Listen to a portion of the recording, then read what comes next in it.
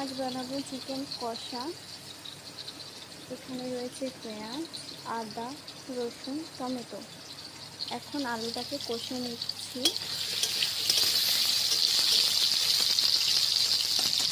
ও হ্যাঁ, মাংসটা কিন্তু আগে থেকেই ম্যারিনেট করে রেখেছি। আলু কষা হয়ে গেছে, এবার তেল দিয়ে দিয়েছি।